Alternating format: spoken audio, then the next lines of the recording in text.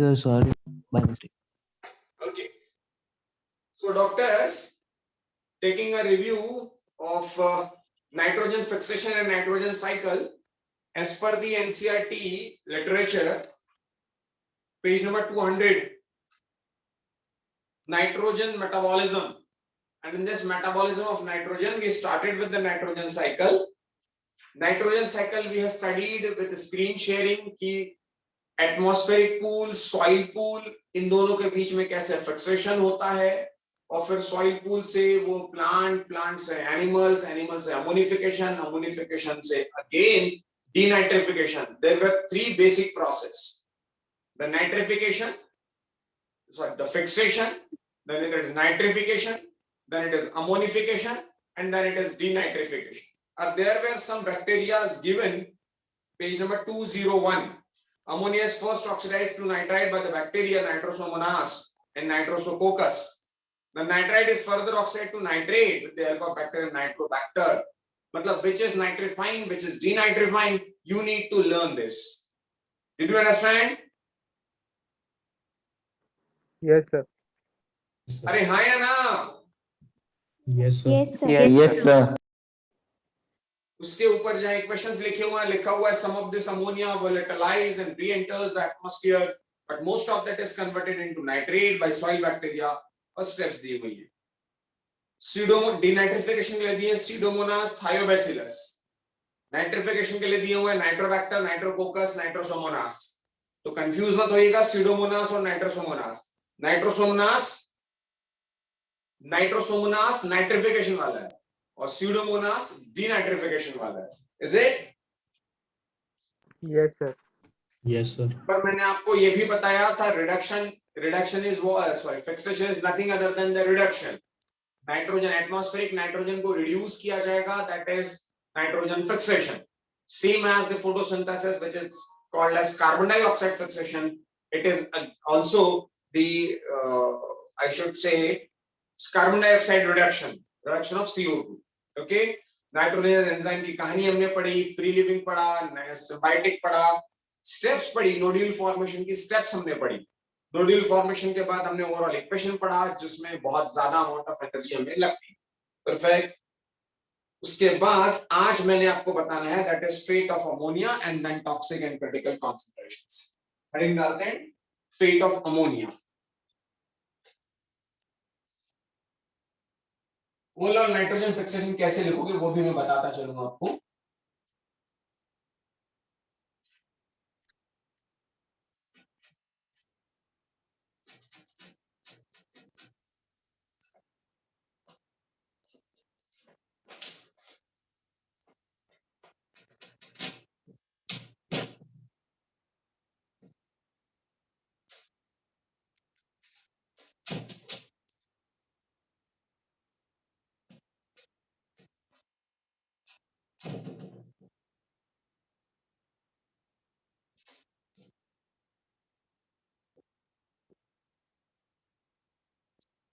Visibility is clear? Yes, sir. Yes, sir. Yes. Okay. So nitrogen metabolism में जब आपसे पूछा जाए तो सबसे पहला पॉइंट आपको लिखना होगा नाइट्रोजन साइकिल. उसको N2 साइकिल मैंने नहीं कहना चाहिए, हालांकि जस्ट मैंने लिखा है N2 क्योंकि केवल एटमॉस्फेयर में प्रेजेंट होती है. मैंने उसको टेक्निकली नाइट्रोजन साइकिल ही कहा है, वही आपको समझना है. अब नाइट्रोजन साइकिल के लिए आपको दो पूल पढ़ने हैं जो मैंने पढ़ा दिए, एक एटमॉस्फेरिक और इसके बीच में फिर एटमॉस्फेयर से सॉइल पूल. नाइट्रोजन साइकिल जब हो जाए तो आपको पढ़ना है नाइट्रोजन का फिक्सेशन. नाइट्रोजन का फिक्सेशन जिसे आप कहते हैं reduction of diatomic gas, that is N2. उसके बाद तीसरे आपको पढ़ने हैं नाइट्रीफाइंग बैक्टीरिया.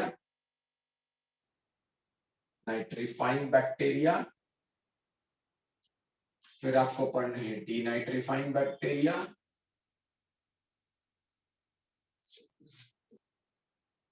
और फिर पढ़ने हैं आपको ammonifying bacteria.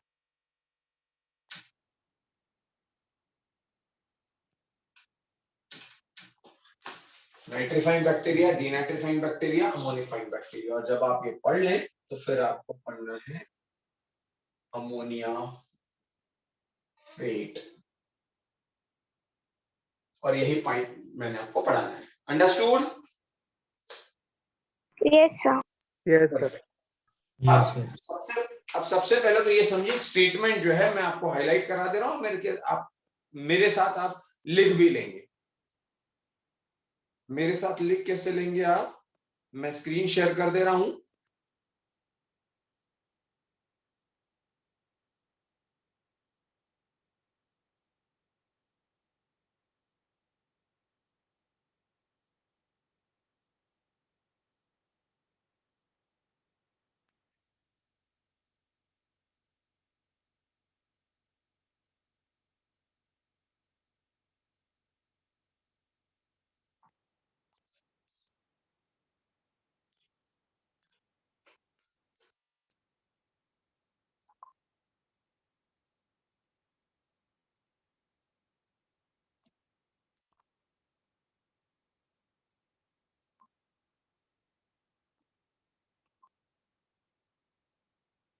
Screen is visible to you? Yes, sir. Yes, sir. मेरे साथ ही लिखे बच्चों, फेट ऑफ अमोनिया पर परमानेंट क्वेश्चन आता है, चाहे वो बोर्ड की बात हो चाहे वो नीट की बात हो, तो फेट ऑफ अमोनिया मेरे साथ ही लिखेंगे। मैं छोटे से स्टेटमेंट लिखवा दे रहा हूं। नंबर 1, फेट ऑफ अमोनिया में नंबर 1, पहले जो मैंने व्हाइट बोर्ड पर लिखा था वो आपने नोट कर लिया था? Yes, sir. Yes, sir. Yes, sir. Yes. Fate of ammonia में first point, at physiological pH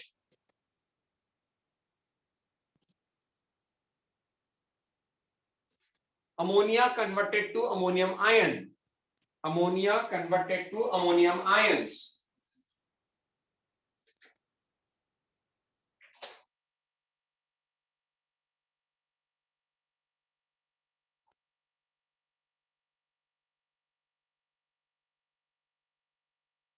Number 2, although ammonium ion may be toxic, although ammonium ions may be toxic,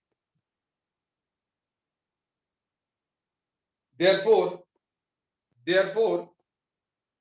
can't be accumulated.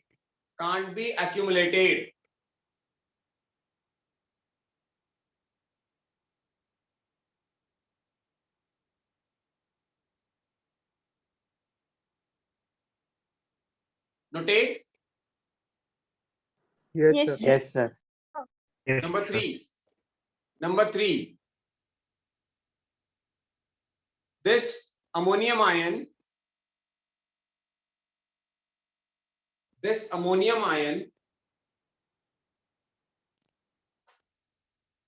is utilized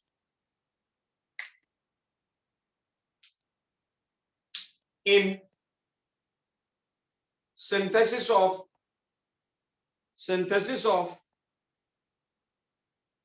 amino acids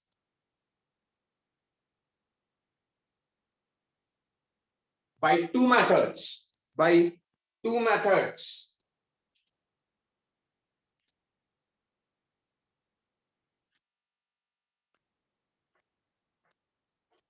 Notate? Yes, sir. Yes, sir. लिखा अभी तक जो लिखा doctor साहब ने, बस वो इतना लिखा कि वो जो अमोनिया बना था, अमोनिफिकेशन जिससे हुआ था, डेफिनेटली वो डीनाइट्रीफाइंग बैक्टीरिया उसको नाइट्रोजन में भेज देगा, एयर में, एटमॉस्फेयर में, that is different thing. But plant में उसका क्या होगा? यदि अमोनिया बना होता है, जैसे हमारे केस में भी अमोनिया बनता है, मैं एक्सक्रीटरी सिस्टम पढ़ाऊंगा आपको तब बताऊंगा, हमारे केस में भी अमोनिया बनता है डीएमिनेशन से। बट यार वो अमोनिया टॉक्सिक है, उसको यूरिन से हम नहीं निकाल सकते, इसलिए हम उसे एक साइकिल से, यूरिया साइकिल से पहले यूरिया में कन्वर्ट करते हैं। यूरिया इज लीस्ट टॉक्सिक, और यूरिया को निकालने के लिए, एक्सक्रीट करने के लिए वाटर भी बहुत कम लगता है। अमोनिया को निकालने बैठे तो बहुत ज्यादा वाटर लॉस हो जाएगा, इसलिए हम उसे यूरिया में कन्वर्ट कर देते हैं। यहाँ प्लांट के केस में अमोनिया फिजियोलॉजिकल पीएच पर अमोनियम आयन में कन्वर्ट हो जाता है, बट वो अमोनियम आयन भी खतरनाक हो सकता है, तो वो एक्यूमुलेट नहीं होगा। जैसे यूरिया भी खतरनाक होता है, यूरिया यदि स्टोर हो जाए तो किडनी को डैमेज कर सकता है, तो यहाँ प्लांट के केस में ये अमोनियम आयन टॉक्सिक होने की वजह से एक्यूमुलेट नहीं हो रहे हैं, तो फिर करे क्या? तो भैया बेटर है कि उसको अमीनो एसिड में कन्वर्ट कर दिया जाए, not in ammonia, amino acid में कन्वर्ट कर दिया जाए। तो वो दो तरीके हैं। Number 1 reductive ammunition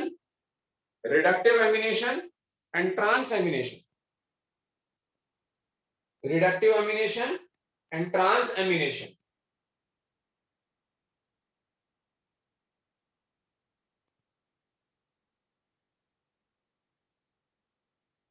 Noted? Yes, sir. Yes, sir. Yes. Perfect. Number 1 reductive amination, एक एक स्टेटमेंट लिखवाऊंगा बस। Reductive ammunition,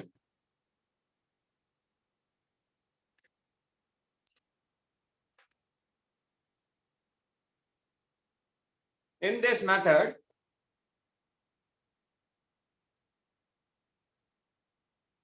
the ammonium ions reacts with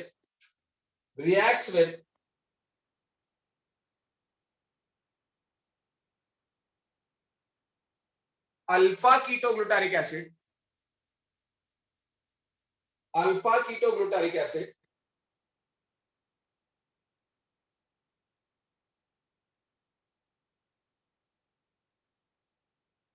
to produce glutamate,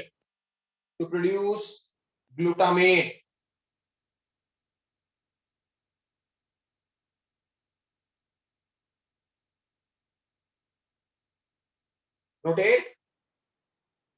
Yes. Yes, Yes, sir. Yes, sir. Perfect. Equation आप खुद ही लिख लीजिए, equation तो आप खुद ही लिख लीजिए, क्योंकि पूछा तो जाना है, वो ट्रांसएमिनेशन की प्रोसेस है, वो मैं आपको बताता हूं। इक्वेशन लिख लीजिए।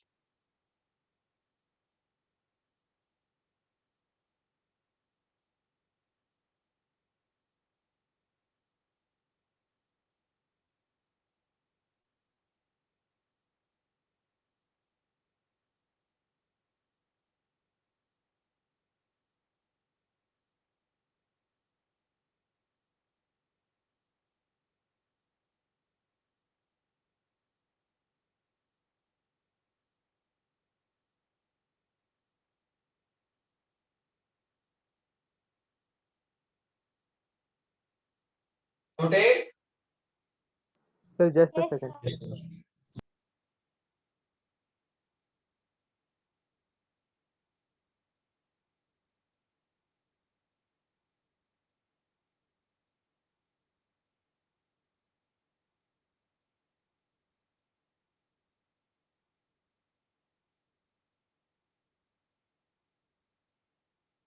Yes, sir. Yes, sir.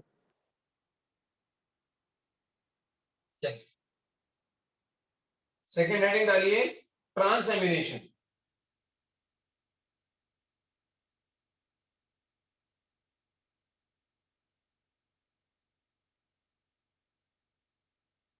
Transamination,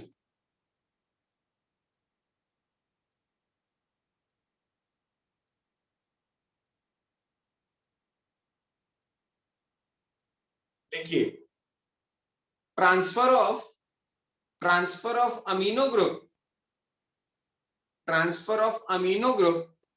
from amino acid, transfer of amino group from amino acid to keto group of keto acid is known as transamination,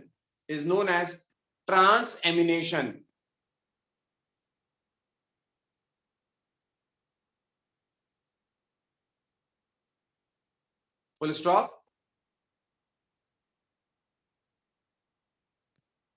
Glutamate is the main amino acid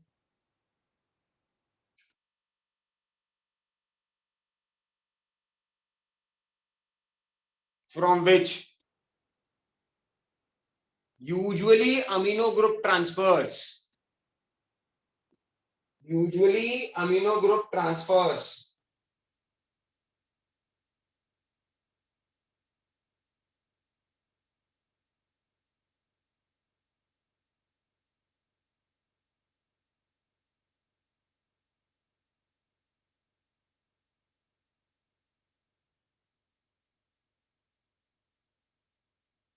Excuse me, sir. हाँ बोलो. Sir, can you please repeat that sentence from Yes, glutamate? कौन बोला? Sir, Prathamesh. Prathamesh. मैंने कहा प्रथमेश भाई कि glutamate is the main amino acid which usually transfer amino group to form other amino acids.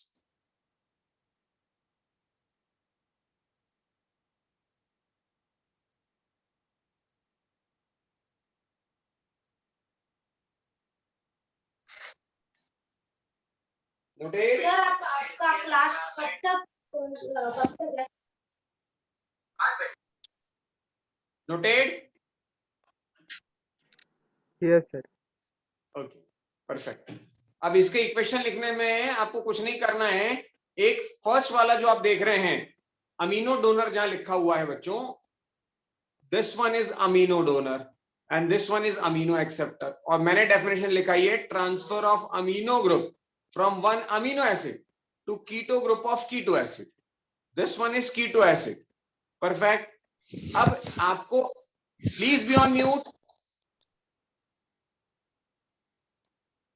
आपको सिर्फ क्या करना है, अमीनो ग्रुप, अमीनो एसिड का अमीनो ग्रुप, अमीनो एसिड का अमीनो ग्रुप, बात को ध्यान से देखिएगा, to the keto group of keto acid, to the keto group of keto acid.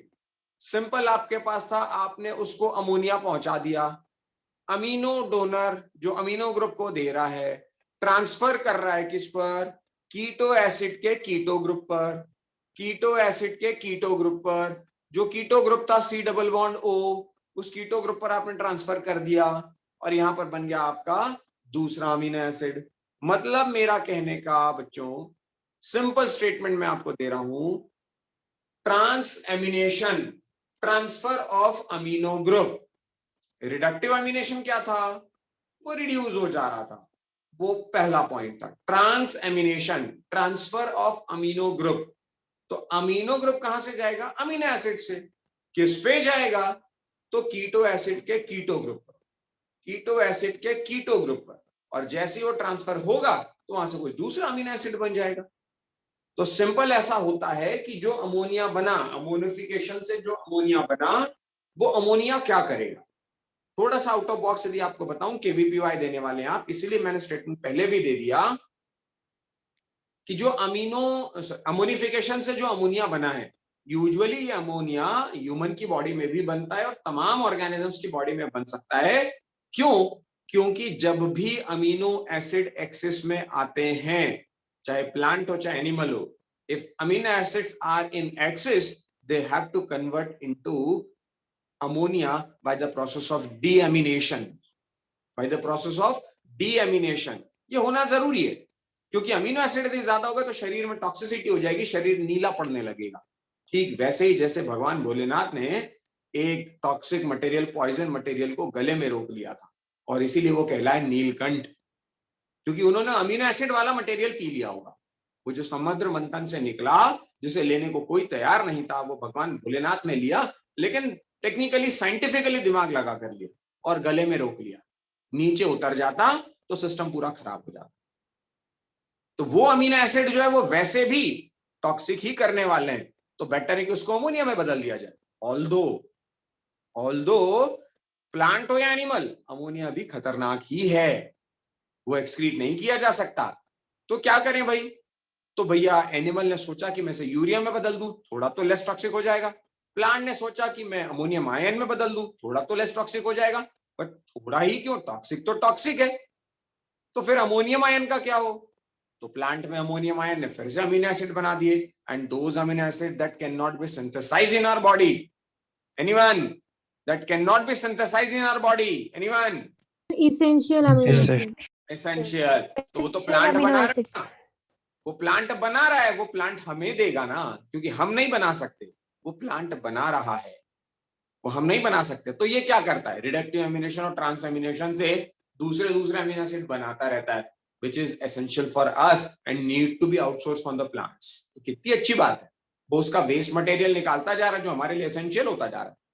और हमारे केस में यदि मैं बात करूं तो अमोनिया यूरिया में कन्वर्ट होता है, यूरिया को पानी कम लगता है और फिर यूरिया एक्सक्रीट कर दिया जाता है। तो रिडक्टिव एमिनेशन में रिडक्शन हुआ और ग्लूटामेट बना, और यही ग्लूटामेट कई बार डोनर का काम करता है और अमीनो ग्रुप को डोनेट करता है कीटो ग्रुप के पास, कीटो एसिड के कीटो ग्रुप के पास, सो दैट कुछ और नए अमीनो एसिड्स बनने लगते हैं। So this is the fate of ammonia. इस तरह से लेस टॉक्सिक, लीस्ट टॉक्सिक हो जाता है और वो अमीनो एसिड में कन्वर्ट हो जाता है, which is needed for the protein synthesis. Understood, doctors? Yes, sir. Yes. Excuse me, sir. Yes, excuse. Sir, so amino acid and ammonia both are toxic only in excess. The difference No, is no, no, only no, the- no. Ha. Yes, yes, yes. Amino acids and ammonia both are toxic, but which amino acid, that does matter, Gayatri madam, because amino acids may be two types of amino acids, essential and non-essential. Essential तो ऐसा है कि हमारे शरीर में toxicity हो ही नहीं सकती, क्योंकि हम उसे बना ही नहीं सकते हमारी बॉडी के लिए, एनिमल्स के केस में। इन केस ऑफ प्लांट्स ये अमीनो एसिड जो हो सकते हैं, ये अमीनो एसिड इतना एक्यूमुलेट ही नहीं होते। तो ये क्या करते हैं, क्योंकि अमोनिया तो रिडक्शन का प्रोडक्ट बना ना, एटमॉस्फेरिक नाइट्रोजन से रिड्यूस होकर गायत्री क्या बना, NH3. NH3। अमीनो एसिड बना क्या कहीं पर? No, sir. तो फिर क्या प्लांट के लिए अमीनो एसिड टॉक्सिक हुए क्या? No, sir. No sir. Understood? आपका क्वेश्चन क्लियर हुआ? Sir, so amino acid is toxic for animals in excess, but not for plants. सवाल ही नहीं ना, बिल्कुल ठीक कहा आपने। डन? अरे Yes, done? Yes, sir. Yes, sir. Thank you, sir. Okay, so दोस्तों ये तो बात हुई फेट ऑफ अमोनिया की, जिसमें रिडक्टिव एमिनेशन पढ़ लिया हमने और ट्रांसएमिनेशन पढ़ लिया हमने, जिससे अमीनो एसिड्स बन गए, which when we will consume fruit, leaves, roots, beetroot हो, fruits हो, जो भी हम खाएं, तो we'll get that amino acid because they cannot be synthesized in our body, so we need to be outsourced from the plant। और plant इस तरीके से अपनी टॉक्सिसिटी को कम करने के लिए वो बनाता है, जो हमारे लिए बहुत फायदे की काम।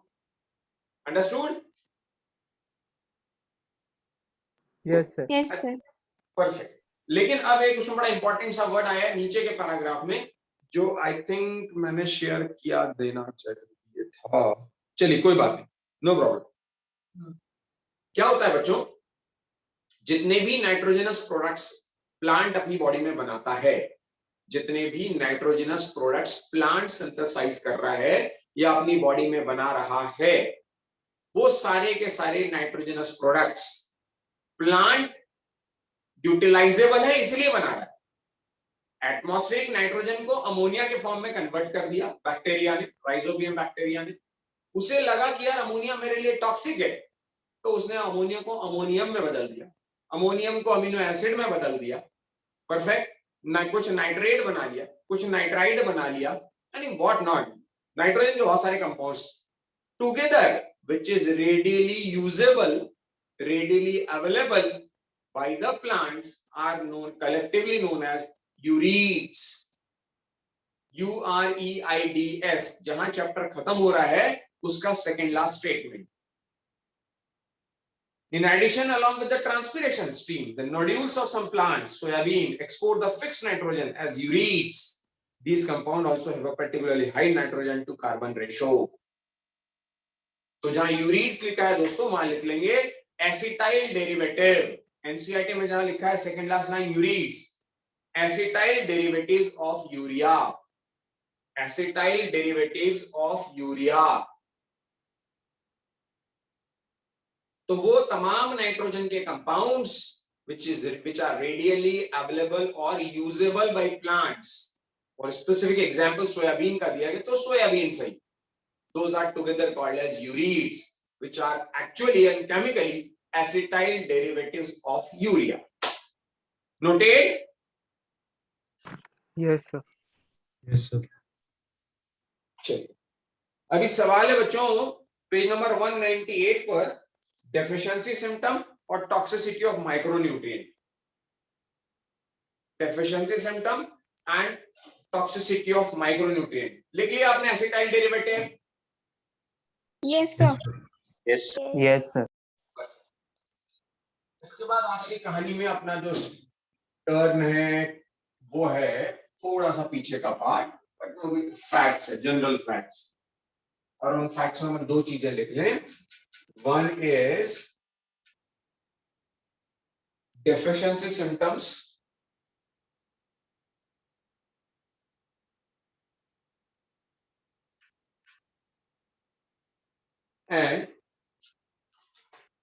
and toxicity of micronutrients.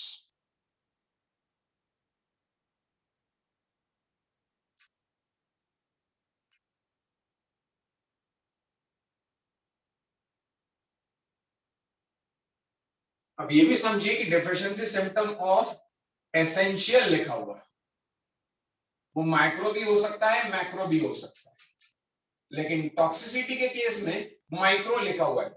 Can you understand ऐसा क्यों लिखा होगा? कोई लॉजिक?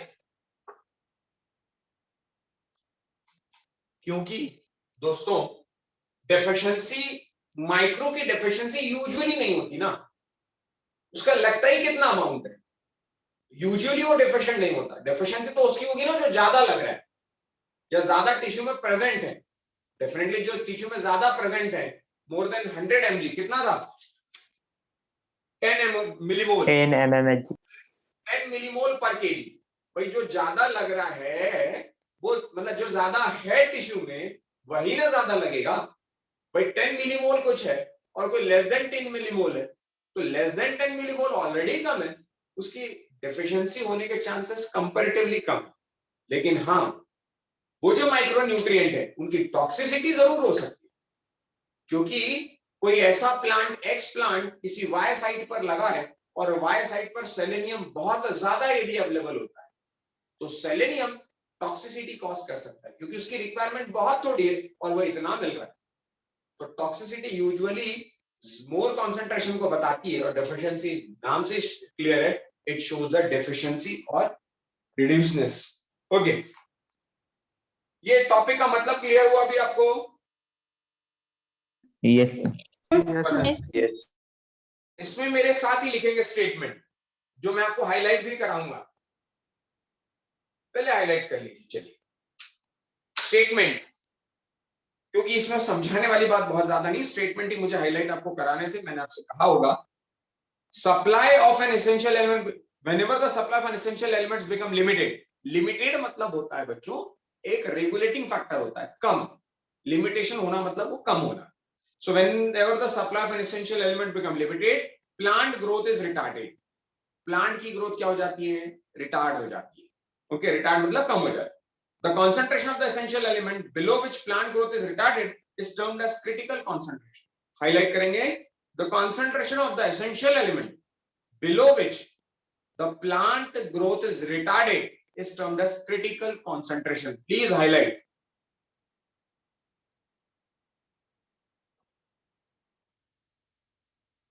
ऐसा कोई कॉन्सेंट्रेशन, सपोज मुझे जरूरत है किसी एक्स अमाउंट की या एक्स कॉन्सेंट्रेशन, किसी भी एक सब्सटेंस की एक्स कॉन्सेंट्रेशन मुझे रिक्वायर्ड. यदि वो कॉन्सेंट्रेशन जितना भी मुझे मिल रहा होगा, मेरी रिक्वायरमेंट एक्स है, मेरी ऑप्टिमम ग्रोथ के लिए, मेरी मेटाबॉलिज्म के लिए, सभी इसके लिए एक्स अमाउंट इज रिक्वायर्ड. अब यदि किसी कारण से मुझे जो भी अमाउंट मिल रहा होगा वो अमाउंट यदि मेरी ग्रोथ को रिटार्ड करता है, प्लांट की ग्रोथ को नहीं होने देता है, तो वो जो कॉन्सेंट्रेशन है, this is known as critical concentration. Statement फिर क्लियर है. The concentration of the essential element below which the plant growth is retarded. एक ऐसा कॉन्सेंट्रेशन जिसके नीचे ग्रोथ पॉसिबल नहीं है, वो यदि उससे नीचे रहे तो ग्रोथ ही ना हो पाए, that is known as critical concentration. Understood? Understood? Yes, sir. Sir यानी Perfect. एक्स कंसंट्रेशन के नीचे होगा तो प्लांट ग्रोथ नहीं होगी। हाँ डेफिनेटली भाई, जितनी रिक्वायरमेंट है मुक्ति, जितनी भी रिक्वायरमेंट है उसके नीचे यदि वो चला जाता है तो डेफिनेटली उसकी ग्रोथ नहीं होगी। Yes sir. भाई ग्रोथ के लिए एक्स रिक्वायर्ड, अब एक्स के नीचे यदि चला गया तो ग्रोथ होगी क्यों? This is known as what? Critical concentration. Understood? Yes Excuse sir. me, sir. Yes excused. Sir, in this statement, growth will not only mean like the actual growth, na, increase in height and all that. It can also mean other things like flowering, fruiting of the plant. हाँ हाँ, अरे overall growth भाई, reproductive growth भी होती है और somatic growth भी होती है।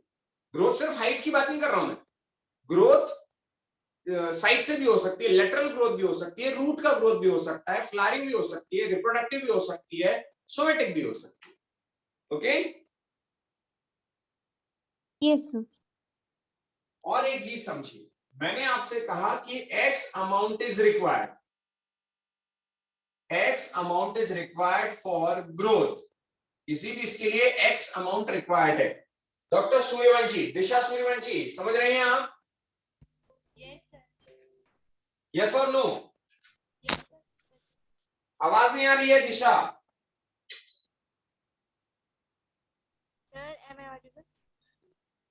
आपकी आवाज आपने कम कर रखी है ऐसा मुझे लगता है, क्योंकि मेरे पास आवाज साउंड मैक्सिमम।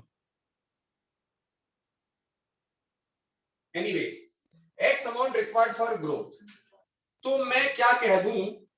बिलो एक्स, दो तीन चीजें यहां पर समझने में शायद गड़बड़ भी हो सकती है आपके। बिलो एक्स वो क्या हो जाएगा?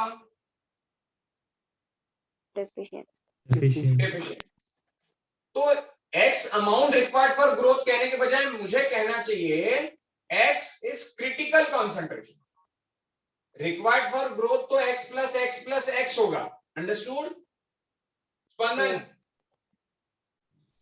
Yes, sir. Yes, sir. अरे ओंकार, समझ में आ रहा है? Yes, sir. समझ रहे हैं। भाई x मतलब बहुत सारे ग्रोथ के लिए, तो मैं कह रहा हूं ग्रोथ के लिए 40 mg चाहिए, suppose for an example, growth के लिए 40 mg चाहिए, 10 mg उसका क्रिटिकल कंसंट्रेशन हो गया, 10 उसका क्रिटिकल कंसंट्रेशन हो गया, मतलब बिलो 10 क्या हो गया? Deficiency से। कुछ समझे कि नहीं समझे? नहीं सर, नहीं Yes, sir. समझा। नहीं समझे, चलिए कोई बात नहीं। मैं फिर रिपीट करता हूं। मुक्ति, ग्रोथ के लिए मुक्ति कितना रिक्वायर्ड है? 40 mg। 40। मतलब यदि 35 mg मिला तो थोड़ा सा ग्रोथ थोड़ा कम हो जाएगा। यस और नो? Yes sir. ग्रोथ कम हो जाएगा से मेरा मतलब है कोई बड़ा प्लांट छोटा नहीं हो जाएगा, रेट कम हो जाएगा। यस और no?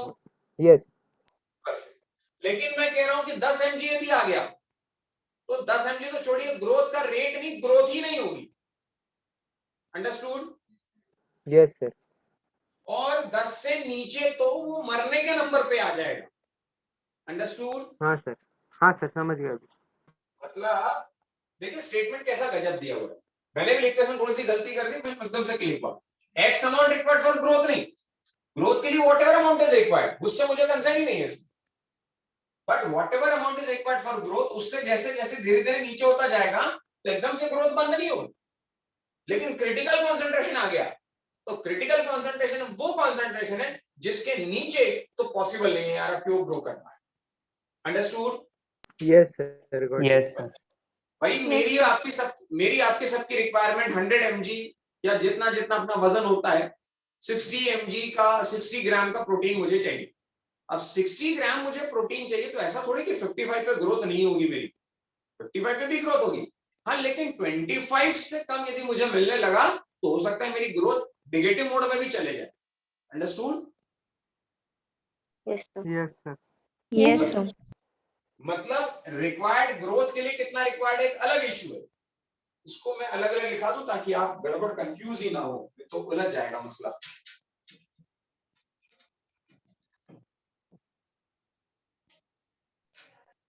X amount may be required for growth, Y amount may be critical concentration. Understood? Yes, sir. Amount और कॉन्सेंट्रेशन दोनों अलग अलग चीजें, इसलिए मैंने क्लियर कर दिया। एक्स कॉन्सेंट्रेशन ग्रोथ के लिए रिक्वायर्ड है, वाई कॉन्सेंट्रेशन क्रिटिकल कॉन्सेंट्रेशन है, and below why it is what? Understood? Deficient. Deficient. अब आया समझ में? हाँ sir. Yes, sir. Perfect perfect. ये नोट कर लीजिए बिल्कुल एज इट इज, फिर मैं आगे का पैराग्राफ बताऊं।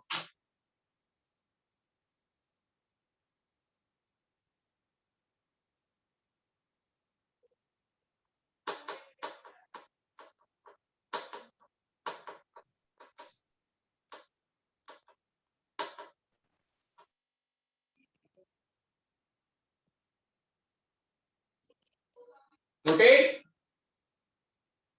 Yes sir. अब क्या हुआ, वो अच्छा ही हुआ, स्टेटमेंट क्लियर कर दिया मैंने आपको। कोई एक्स कॉन्सेंट्रेशन ग्रोथ के लिए रिक्वायर्ड था, कम होता गया, वाई कॉन्सेंट्रेशन क्रिटिकल कॉन्सेंट्रेशन हो गया, इससे नीचे चला गया तो वो डेफिशिएंट हो गया। यदि वो डेफिशिएंट होने लगा तो मैंने उसको प्रोवाइड कर दिया। मुझे किसी ने कहा कि सर आपके प्लांट में सल्फर की कमी हो रही, लो भाई मैंने सल्फर डाल दिया, सल्फर डालने का फिर से ग्रो करने लगा, क्योंकि उसका क्रिटिकल कॉन्सेंट्रेशन से कम हो गया था, मैंने उसे बढ़ा दिया। अब मुद्दा ये होता है कि ये डेफिशिएंसी हालांकि पढ़ चुके हैं, हम पढ़ चुके हैं प्लांट वाटर रिलेशनशिप में, ये न्यू पार्ट में ज्यादा दिखेगा, न्यू मतलब यंगर पार्ट में ज्यादा पहले दिखेगी या ओल्डर पार्ट में ज्यादा दिखेगी, ये डिसाइड कौन करेगा? मोबिलाइजेशन। परफेक्ट। कौन बोला? सर स्पंदन। स्पंदन मैडम। तो मोबिलिटी क्या लगता है, यदि ज्यादा मोबिलाइज्ड एलिमेंट है तो डिफिशिएंसी किसमें दिखेगी पहले? ओल्डर पार्ट में। मोबिलाइज्ड एलिमेंट ओल्डर पार्ट में पहले दिखेगी मोबिलाइज्ड एलिमेंट डेफिशिएंसी, क्योंकि वो मोबिलाइज हो चुका होगा। और इमोबिलाइज किसमें दिखेगी? Younger part. इसलिए दिखेगी क्योंकि वो ओल्डर पार्ट में पड़ा रह जाएगा ना भाई। यदि कोई ये लीफ है और यहां से कोई नया वर्ड निकल रहा है, छोटा सा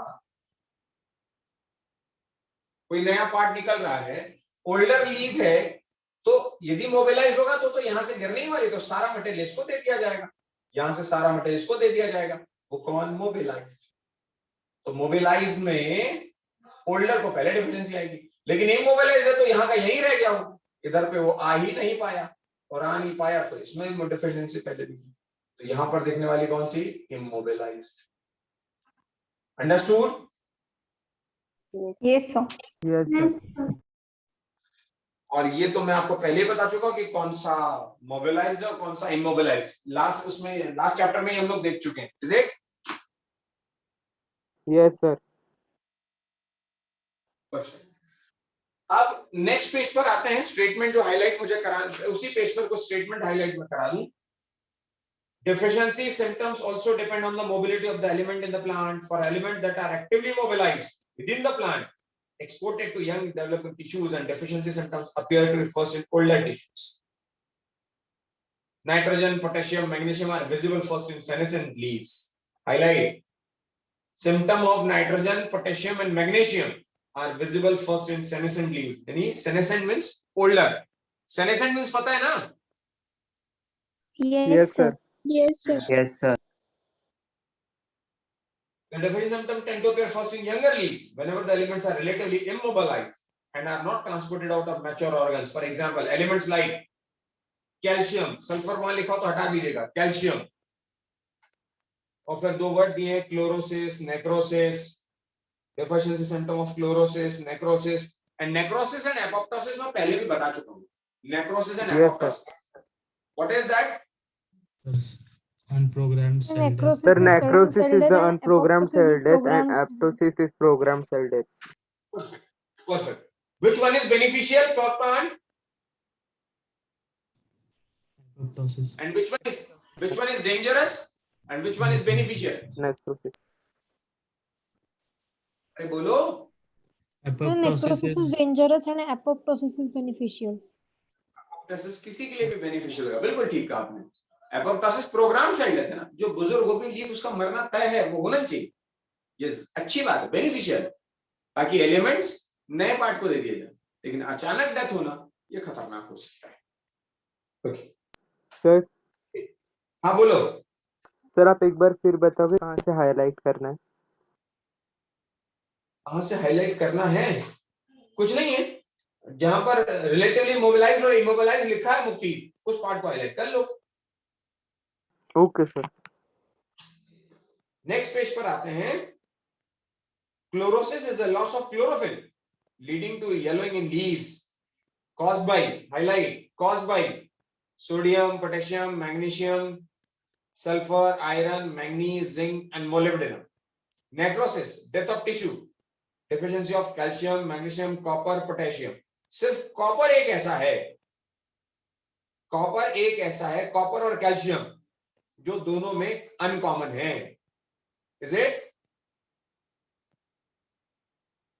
अरे नेक्रोसिस और क्लोरोसिस में कॉपर अनकॉमन है, कैल्शियम अनकॉमन है, बाकी मैग्नीशियम और potassium is common. Understood? Yes sir. Yes, sir. सवाल आता है वहां पर, फिर पूछा जाता है, घबरा जाते हैं कि 7 एलिमेंट के नाम दे दिए जाएं, कौन सा 3 का पेयर एप्रोप्रिएट नहीं है. तो जिसमें कैल्शियम और कॉपर होगा, सी से याद रखो. सी वाला कोई भी क्लोरोसिस में नहीं है जिसकी स्पेलिंग सी से शुरू होती है. कुछ समझे? Yes sir. Yes. क्लोरोसिस की स्पेलिंग किससे शुरू हो रही है भाई? C से. और सी वाला कोई भी एलिमेंट क्लोरोसिस में नहीं है, ना कैल्शियम ना copper. Understood? Yes sir. yes. Perfect. लिख लो वहां पर, याद रहेगा.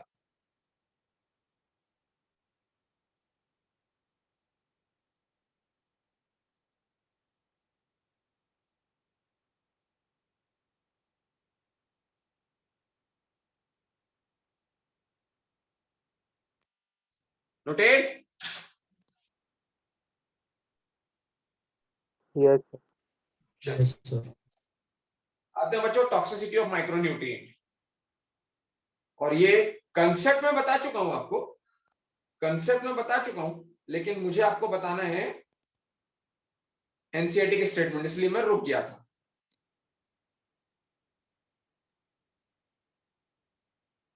Just sharing an image.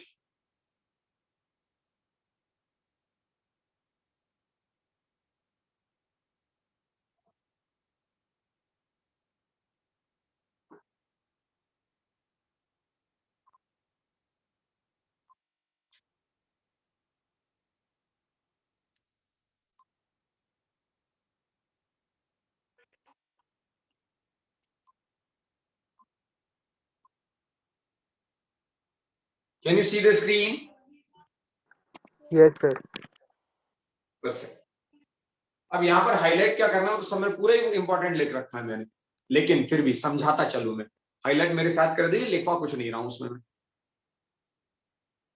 The requirement of micronutrient is always in low amount, while their moderate decrease causes the deficiency and a moderate increase causes toxicity. यहां पर एक लिबिक्स law of minimum, यहां पर एक लॉ लिखाना चाहूंगा मैं, दिखाना नहीं चाहूंगा, समझाना चाहूंगा. लिबिक्स लॉ ऑफ मिनिमम मतलब प्रकृति का चमत्कार भी देखिए, अजीब व गरीब है नेचर भी. एक तो इनकी रिक्वायरमेंट ही बहुत थोड़ी है, लेकिन वो थोड़ी रिक्वायरमेंट थोड़ा ज्यादा हो जाए तो भी तकलीफ, और थोड़ा कम हो जाए तो भी तकलीफ. अंडरस्टूड? Yes sir. अरे understood? Yes sir. Excuse me. यहां पर मैं यदि आपको बताऊं तो वो लिबिक्स लॉ ऑफ मिनिमम जो है, उसको शेल्फर्ड्स लॉ ऑफ टॉलरेंस से भी मैं जोड़ सकता, sorry Blackman's law of limiting factor से भी जोड़ सकता हूं. आगे पढ़ाऊंगा मैं. फोटोसिंथेसिस में ब्लैकमैन का लॉ आएगा. यहां पर लिबिक का लॉ है, फिर मैं ब्लैकमैन का लॉ बताऊंगा. लिबिक का लॉ कहता है कि जो कम अमाउंट में है जो ऑलरेडी कम अमाउंट में है वो ज्यादा लगता है। अब ज्यादा लगता है इन द सेंस वो ज्यादा इंपॉर्टेंट है। रिपीट कर रहा हूं स्टेटमेंट, लिबिक्स लॉ, लिखने की जरूरत नहीं है, लिबिक्स लॉ ऑफ मिनिमम। सपोज कोई एक्स अमाउंट सॉइल में कम अमाउंट में प्रेजेंट है, कोई एक्स एलिमेंट सॉइल में कम अमाउंट में प्रेजेंट है, तो प्लांट को वो ज्यादा लगता है, प्लांट के लिए वो ज्यादा इंपॉर्टेंट होता है। That is known as Liebig's law of minimum, which is present in the minimum concentration required more, but this is in case of plants. Did you understand the statement anyone? Yes, sir. Yes, sir. म्हणजे पैठणे, कधी कधी काय असतं जीवनात, जी गोष्ट घरी कमी असेल ना तीच आपल्याला जास्ती लागते। Am I right? Yes, sir. Yes, ऐसा sir. हो जाता है कि भाई घर में कोई मेहमान आए हैं और पता लगा मिठाई के केवल 4 पीस बचे हैं, अब मेरे को तो वही मिठाई चाहिए यार। तो ये ऐसा एक सिस्टम है प्लांट के केस में, Liebig's law of minimum. The element और the mineral which is present in minimum amount is more significant for the plant. और इससे मिलता जुलता एक लॉ है बच्चों, that is Blackman's law. If a process is affected by more than one factor, the process is affected by more than one factor, then it is affected most by the least requiring factor. यदि कोई एक physiological process एक से ज्यादा factor से affected होती है, तो वो सबसे ज्यादा अफेक्टेड उस फैक्टर से होती है जो उसे सबसे कम लगता है। अजीब है ना थोड़ा? बच्चों उलझ तो नहीं गए दोनों लॉज में? Doctors No, sir. उलझ गया लग रहा, आवाज नहीं आ रही है मुझे। उलझ गए क्या? सर कंफ्यूजन हो रहा है सर। हाँ Yes, थोड़ा sir. थोड़ा सेकेंड लॉ ठीक। में ज्यादा कंफ्यूजन हो रहा है। ठीक ठीक ठीक ठीक। हेडिंग डालिए Liebig's law of minimum, Liebig's law of minimum.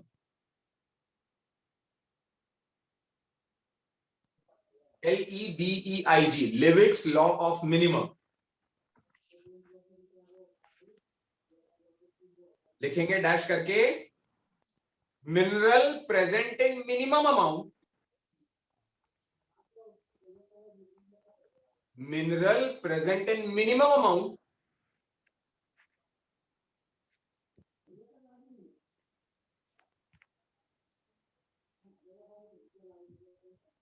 comma required by the plant, required more by the plant, required more by the plant।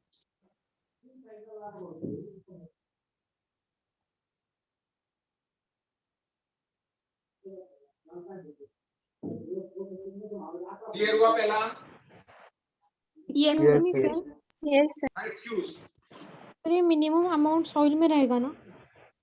हाँ सॉइल में जिसका कम से कम अमाउंट है ना, वो उसके लिए प्लांट के लिए ज्यादा इंपॉर्टेंट हो जाता है। रिक्वायर्ड कहने के बजाय मतलब रिक्वायर्ड, ठीक है, कोई इशू नहीं, ठीक है। Yes sir. दूसरा Blackman's law, Blackman's law of limiting factor.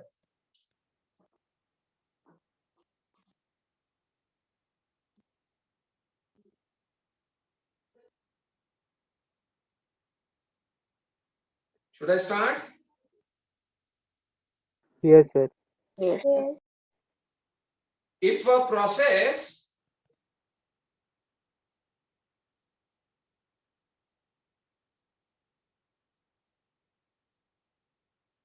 affected by, if a process affected by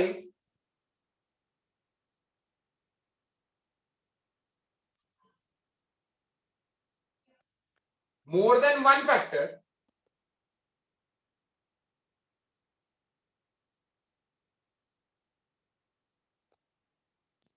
then it is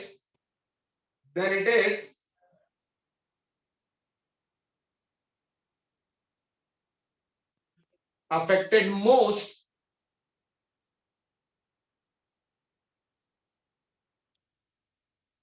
by the least requiring factor।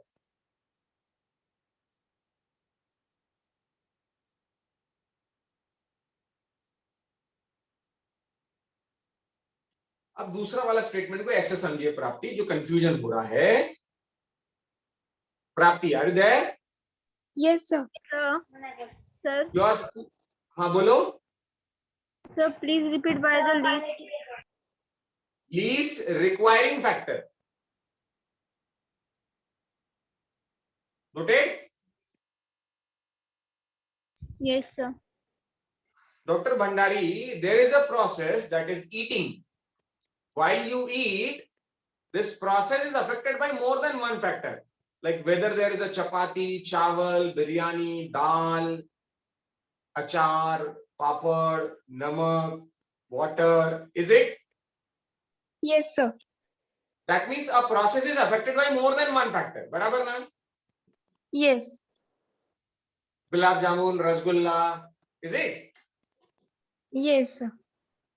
Now, मैंने कहा if the process affected by more than one factor, then it is affected most by the least requiring factor. आप सोचिए, दाल में पानी थोड़ा ज्यादा हो जाए चल जाएगा, दाल में थोड़ा पानी कम हो जाए चल जाएगा, सब्जी में थोड़ा सा बटाटा ज्यादा हो गया चल जाएगा, कम हुआ चल जाएगा, चपाती थोड़ी सी कच्ची रहेगी चल जाएगी। बट क्या आपको लगता है कि खाने में यदि नमक नहीं रहा तो खाना थोड़ा भी जा पाएगा? No, No, sir. sir. No. नमक लगता है दोस्तों सबसे कम, is it? Yes, sir. If the factor is affected by more than one, sorry, if the process is affected by more than one factor, then you are affected most by Least requiring. least Least requiring factor. आप समझे क्या? Yes, sir. Understand. Yes, sir. Yes, sir. Perfect, चलिए बहुत बढ़िया। तो मुद्दे पर आता हूं, यहाँ पर जो लिखा हुआ उस पॉइंट पर मैं आता हूं। यहाँ पर लिखा हुआ है इन अदर वर्ड्स, यहाँ पर तो खैर मैं बात कर रहा था प्लांट्स पे आता हूं। ब्लैकमैन वाला लॉ तो मैंने आपको बता दिया फोटोसिंथेसिस के केस में। अभी मैं आता हूं, माइक्रोन्यूट्रिएंट वैसे ही कम अमाउंट में लगते हैं, उससे कम हो जाए तो डिफिशियंसी, उससे ज्यादा हो जाए तो toxicity. In other words, there is a narrow range of concentration at which the element are optimum. यानी वो रेंज बहुत कम है यार, थोड़ा भी ज्यादा हो जाए तो तकलीफ, थोड़ा कम हो जाए तो तकलीफ। Any mineral ion concentration tissue that reduces the dry weight of tissue by 10% is considered as toxic. हर वो mineral concentration जो किसी टिश्यू का ड्राई, हाँ Your voice is breaking. Sir, your voice is breaking. No, No, sir. sir. It is clear. wait, repeating my statement. Am I audible now? Yes, sir. Yes, sir. मैं धीरे धीरे statement को समझाने की कोशिश कर रहा हूं। कोई भी मिनरल आयन कॉन्सेंट्रेशन जो किसी टिश्यू का ड्राई वेट 10% कम कर सकता है वो टॉक्सिक है। सिंपल स्टेटमेंट में दिया मैंने कि टॉक्सिक मिनरल कॉन्सेंट्रेशन क्या होता है। Toxic mineral concentration is that concentration that reduces the dry weight of the tissue by 10%. Understood? Yes, sir. सबका अलग अलग होगा ना, वो सभी का अलग अलग हो सकता है। X का अलग होगा, Y मिनरल का अलग होगा, Z मिनरल का अलग होगा, C मिनरल का अलग। हाँ, हर एक मिनरल का अपना टॉक्सिक कॉन्सेंट्रेशन होगा, क्योंकि उस कॉन्सेंट्रेशन पे वो कोई जिस भी टिश्यू में वो प्रेजेंट है उसका ड्राई वेट 10% से कम हो जाएगा। Understood? Yes, sir. Yes, sir. But अब क्या होता है दोस्तों कि टॉक्सिसिटी का सिम्टम आप ये नहीं बता सकते ना यार। जैसे हमारे केस में हेडेक हो रहा है, अब समझ ही नहीं पड़ रही वो हेडेक गैस्ट्रिक गैसेस की वजह से हो रहा है कि माइग्रेन की वजह से हो रहा है कि आंखों पे चश्मे का नंबर पड़ गया उसकी वजह से हो रहा है, ब्लीडिंग ज्यादा हो गई उसकी वजह से हो रहा है। आप एकदम से नहीं बता सकते। तो उसको पता करने के लिए क्या होता है, कुछ कंसेप्ट दिया गया कि कई बार ऐसा देखा गया है कि किसी एक का एक्सेस दूसरे की डेफिशिएंसी का कारण बन सकता है। एक बार पहले भी डिस्कस हो चुका है, am I right? Yes, sir. Yes, sir. Yes, sir. मैंने कहा था आपसे, इसलिए यहां पर हाईलाइट करना है। फॉर एग्जाम्पल कि नीचे वाली line, it is important to know that manganese compete with iron and magnesium for uptake. Manganese जो है वो कंपीट करता है, मैंगनीज जो है वो कंपीट करता है किसके लिए? आयरन और मैग्नीशियम के साथ अपटेक के लिए। And with magnesium for binding with enzyme. ये लाइन बड़ी उलझी हुई सी, लेकिन मैं बहुत स्पष्ट लिखवा दे रहा हूं, मतलब बता दे रहा हूं। मैंगनीज का कंपटीशन हो रहा है, प्लांट कह रहा है मुझे मैंगनीज चाहिए, आयरन और मैग्नीशियम कह रहे हैं नहीं हम अपटेक इजीली होंगे, मैंगनीज तुम मत हो। मतलब मैग्नीशियम को फाइट करना, मैंगनीज को फाइट करना पड़ रहा है अपटेक करने के लिए आयरन और मैग्नीशियम के साथ, और एक और फाइट करनी पड़ रही है मैग्नीशियम से एंजाइम से बाइंडिंग के लिए। यानी मैंगनीज के दो कंपटीटर्स आयरन और मैग्नीशियम। आयरन केवल अपटेक के लिए उसका कंपटीटर है, लेकिन मैग्नीशियम ना सिर्फ अपटेक के लिए बल्कि बाइंडिंग विद एंजाइम के लिए भी वो कंपटीटर है। Do you understand? Yes, sir. Yes, sir. और मैंगनीज इनहिबिटर है कैल्शियम ट्रांसलोकेशन। मैंगनीज यदि हो जाए तो कैल्शियम ट्रांसलोकेट नहीं हो पाता। यानी बड़े उलझे हुए स्टेटमेंट्स हैं उसमें, इसीलिए कहते हैं एक्सेस ऑफ मैंगनीज में in fact induce deficiency of iron, magnesium and calcium. Thus what appear as symptom of manganese toxicity is actually the deficiency symptom of iron, magnesium and calcium. Understood? Are you understood? yes, sir. Simple है बच्चों, simple है। मैंने एक बात आपसे कहा था ना, क्या कहा था मैंने सिंपली आपसे? फिजिक्स, केमिस्ट्री और बायो, तीन सब्जेक्ट हैं। कौन कौन से? पी, सी और B. Agree? Yes, sir. Yes, sir. तुमने यदि बायो पढ़ना ही चालू रखा तो किसकी डिफिशिएंसी हो जाएगी? Physics and chemistry. Physics and chemistry. और वो किसकी टॉक्सिसिटी की वजह से हो रहा है? Bio. Biology. समझदार तो हो तुम लोग थोड़े थोड़े यार, बात को समझ तो रहे हो। नीट 2021 का पेपर आया, नीट 2021 का पेपर में बायो में 360 मार दिए रेजोनेंस के विद्यार्थी, केमिस्ट्री में मार दे 140 160 आउट ऑफ 180, और कुछ ही धुरंधर क्रॉस कर पाए 100 फिजिक्स, क्योंकि साल भर वो किसकी टॉक्सिसिटी से पीड़ित थे? Bio. तो डिफिशिएंसी किसकी हो गई? Physics. कुछ समझे? Yes, sir. Yes, sir. तो नीट 2022 यदि निकालना है सो सारे सिस्टम को, सारों को कैसा रखना पड़ेगा? Balance. ना किसी की डिफिशिएंसी हो ना किसी की टॉक्सिसिटी हो, तो फलना फूलना अच्छे से हो जाए, एमबीबीएस का फ्रूट अच्छा बन जाए। I hope you understood. Yes. Yes. तो यहां पर toxicity may lead to deficiency of some elements. तो मैंगनीज कंपीटिटर है, कंपीटिटर किस किस का?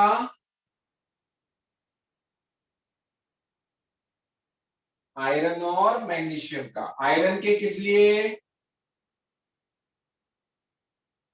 अपटेक। मैग्नीशियम किस लिए? Uptake and enzyme binding. और एक था कैल्शियम का भी कुछ दिया था ना?